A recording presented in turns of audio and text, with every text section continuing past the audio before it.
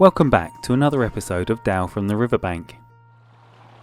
Great Grandmaster Yu Chang, also known as Gu Ru Zhang, was a prodigious traditional Chinese martial artist. Born in 1894, the son of Gu Li Zhe, also known as Gu Li Zhe. Gu Li Zhe ran a bodyguard business for merchants, protecting goods and employees from raids by bandits. By all accounts, the business was very successful. Gu Li Zhe's bodyguarding crew defended their charges so well that it was reported that no merchants were robbed when they were protected by the Gu family. Consequently, they became famous for their work.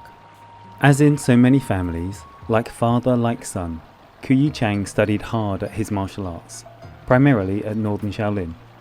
It is not known from where he learned his iron palm, but he became famous not only for his Northern Shaolin skills, but also his iron palm, becoming known as the King of Iron Palm during his lifetime. The origins of iron palm training are unknown, though it is likely that internal aspects came down from shamanistic roots into the Taoist practices that seem to be the origin of most internal martial arts. Unfortunately, there are very little, if any, verified historical documents that can truly determine the origins of such practices. According to Li Ying-ang, in his book Iron Palm in 100 Days, there was a Shaolin text that discussed the Yi Qin Qing, tendon changing Qigong. He quotes some of the text explaining how they started their training, but it is unlike Iron Palm and tendon changing Qigong of the modern era. However, there are some similarities that lead to hardening of the bones, sinews and skin. One quote interests me. When not in use, such seasoned hands would not differ from those of a normal person. But when called into action, they are as hard as iron, and nothing can withstand them. This is because the power emanates from the bones. This would certainly seem apparent with Great Grandmaster Yu Chang, as in all the photos I have seen of him, his hands do not look deformed or damaged, unlike the gnarled and crippled hands seen on some practitioners of other hand conditioning systems. Because of his prowess, Yu Chang met with numerous masters of Chinese martial arts, and sometimes they shared their knowledge. Yu Chang studied sword and yang style Tai Chi Chuan with General Li Jinlin, and Tai Chi Chuan, Xing Yi Chuan and Bagua Zhang with Sun Lu Tang, the originator of Sun style Tai Chi Chuan. Later he met with Tam San, also known as Tam San, and the two masters developed a deep respect for one another's arts. Consequently, they agreed to swap students in order to share their styles with each other's students. Lung Se Chung was one such student who Yu Chang sent to study boxing Choli Fat with Tam San. So maybe mixing martial arts is not such a new concept. Yu Chang entered the first ever Chinese National Fighting Arts competition.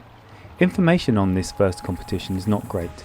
There are a few different versions of this event. However, what is known or believed to be true is that the competition was stopped before there was a final overall winner, due to the serious injuries that contestants were sustaining, though no one died as far as I know.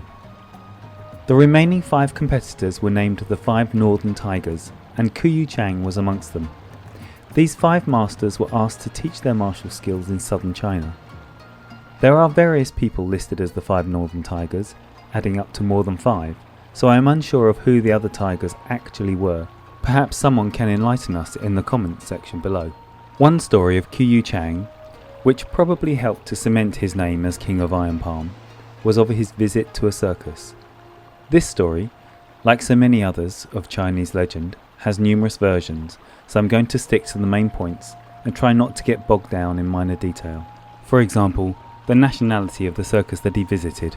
The story goes that Yu Chang visited a circus, and one of the acts had a horse that would kick its owner in the back. 100 taels of silver were offered to anyone who could sit down and have the horse kick them and survive.